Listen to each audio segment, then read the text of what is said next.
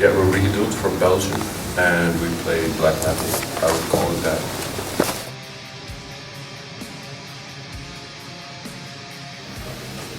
Yeah, we're from different bands and from different parts of Belgium as well, actually. I don't know. I don't even remember who made the initial. I think me and Levy talked about it for a really long time. Yeah. Then we asked you. Yeah. So they talked about it, then they asked me. Yeah. Because we had one rehearsal that was just us. Yeah. Did you? Yeah. I didn't know we did. That was kind of lame. Going over some riffs. Going over some riffs to see if it fit. Yeah. And we figured we should ask him to do the Yeah. But we had 5 practices, and then I think the first record was written in 5 practices. Just. It went really fast, and we never discussed what it should be. No. We just started playing, and we had some riffs ready, and we just started pulling the songs together, and there wasn't a lot of talking at all.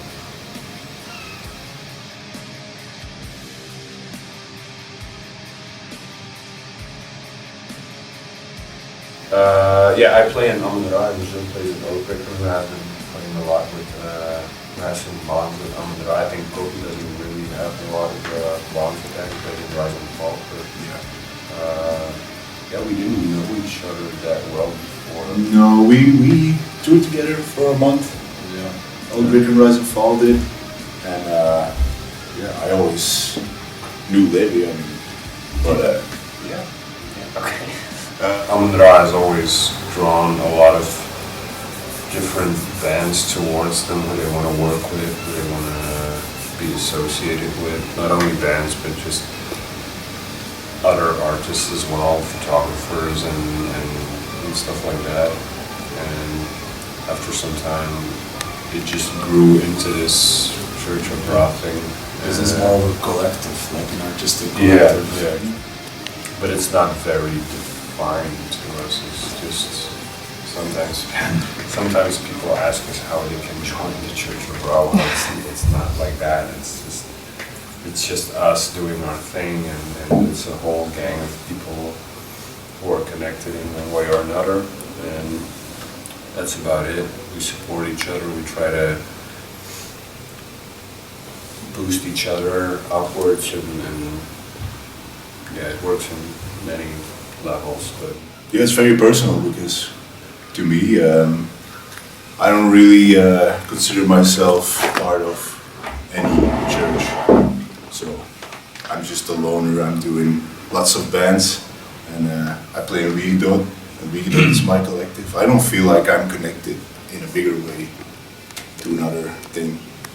Jill plays in Oldbreaker. It's an awesome band. Levy has Asien. It's a great band. But I don't. in the end, we still all are individuals. Yeah, for me, Wiegedood has absolutely nothing to do with any other band that we play in. Not Oldbreaker, not Amon-Ra. Yeah, it would be weird to like compare Rise and Fall to music. Yeah, which happens a lot, and we never Yeah, understand why people do it, because it has nothing to do with each other. No, from day one we got the stamp of Church of Ra, but we never.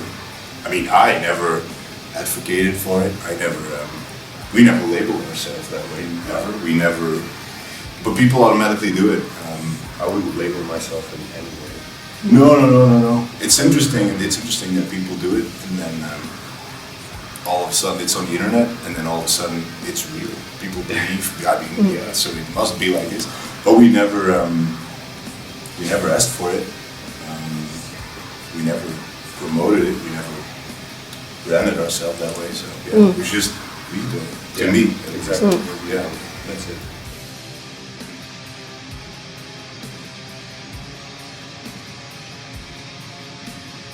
Yeah, we played a show in Ghent once with Amon-Ra, and when I think when one of the priests saw us, he was not that excited anymore because we were all wearing black, and he thought we had some negative influence on Christianity or whatever, which is bullshit. Of course, we don't, but but the one we played in, it wasn't a functioning church anymore. didn't have any more religious value to anybody, so that made it probably a lot easier to do it. But still, we had to put in the work, which we did, and it paid off. We're really happy about that. I think that's the coolest Wiegedood show I've played so far. One of them, yeah. Yeah, they're gonna flatten it to the ground. But they used it for like a lot of like creative purposes for a while, because like the guy that owns it, he like didn't care. Yeah. And then again, in Belgium we have way too much churches anyway. Yeah. They're like trying to use everything for something, but there's just so many abandoned churches that you can't use. I mean, there's no money to keep. We didn't have to talk to a priest, for example, Yeah. to arrange all of this, and we just asked our sound guy Hein to help us out and figure out what kind of PA we had to rent to put there, and he did the sound there, and we organized everything ourselves. We sold the tickets ourselves. We made we did all the promotion ourselves. It was just us three and Hein that did the technical part of the show. And also only a limited amount of people could go. Yeah, I don't remember how. I think we had a 140. capacity. Yeah, 140, Yeah. something like that.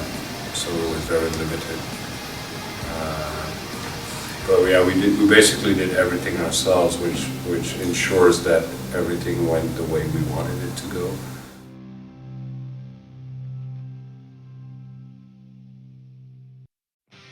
And in the beginning it was really difficult because it's very fast and technical, and it's just physically very demanding and mentally very demanding to play it. So it was hard in the beginning because you need to be focused to play it as correctly as possible, and that it's difficult to actually lose yourself in it. But I guess by now we play it without any difficulty, and it's easier to just, disappear in all of it.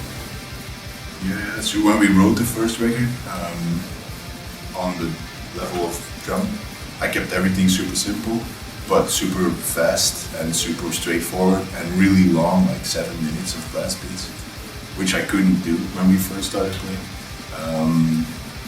And now when we play, it's not easy, but it's easier now. It'll always be demanding. Yeah. First, but Yeah, of course. Yeah.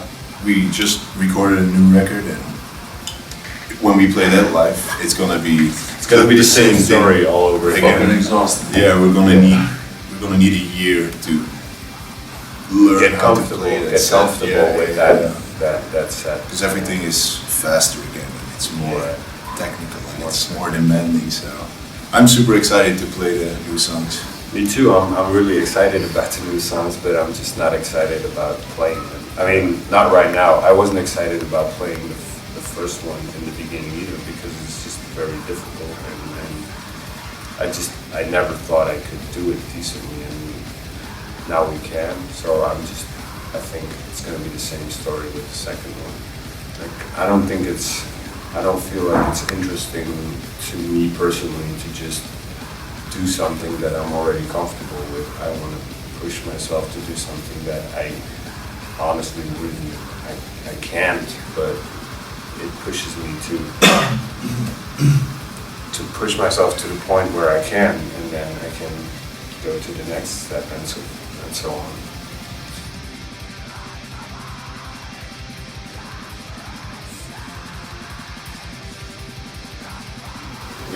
I don't pay any attention to the audience personally. I just play the music, and if anyone in the audience gets something from it, if it helps them in any way, if it develops any emotion for the people in the audience, that's great. Whatever it is, if it's hate or sadness or whatever,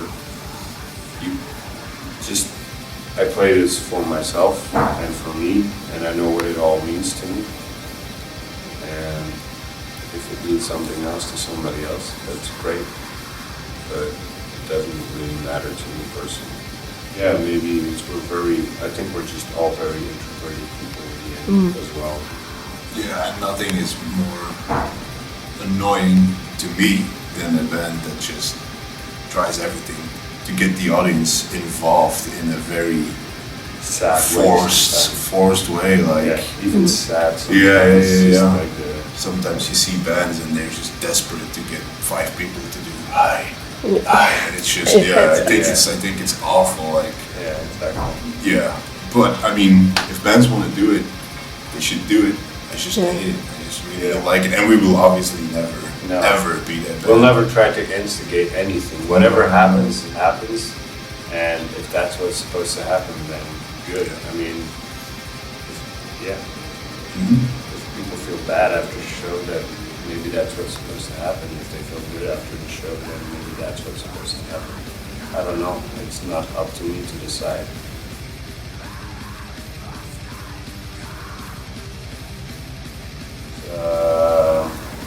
It's my ex-girlfriend who's actually repeating the lyrics of the song, which, if you look at it that way, it's a conversation between two people basically wishing each other well and saying goodbye, but still in a positive way.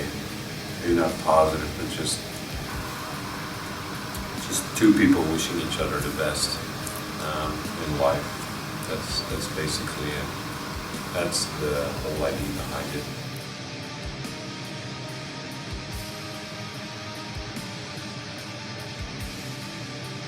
Yeah.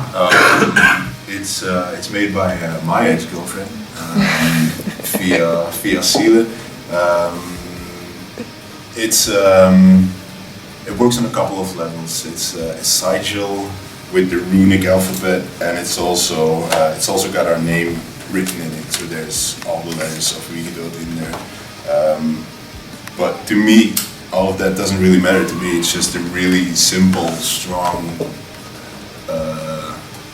logo. It's not even a logo. A logo is something you put on a McDonald's restaurant. To me, this is not a logo. This is something more. It's a strong symbol, and it evokes what I feel we want to. It's something very recognizable to us, and whatever it means to us individually, that's just what it evokes. Yeah.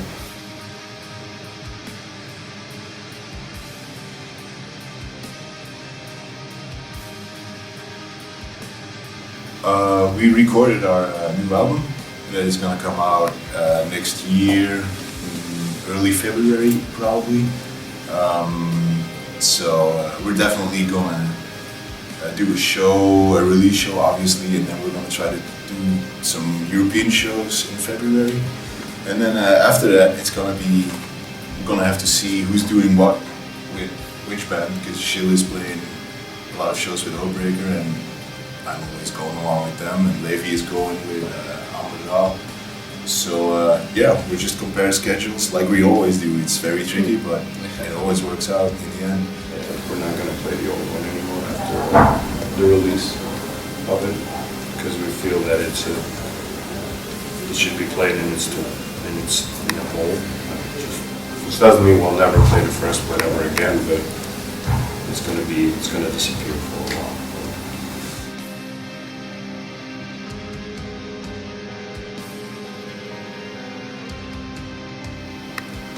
Yeah, I would say Wiegedood.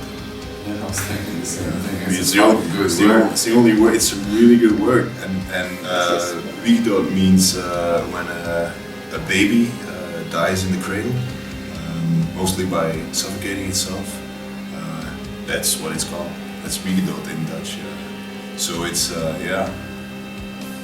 That's what to me our music feels like helplessness and despair. just despair and hopelessness, and so It just evokes a lot of feelings. It's not just one, and I think we're not trying to limit ourselves to one feeling or one genre either. It can evoke whatever.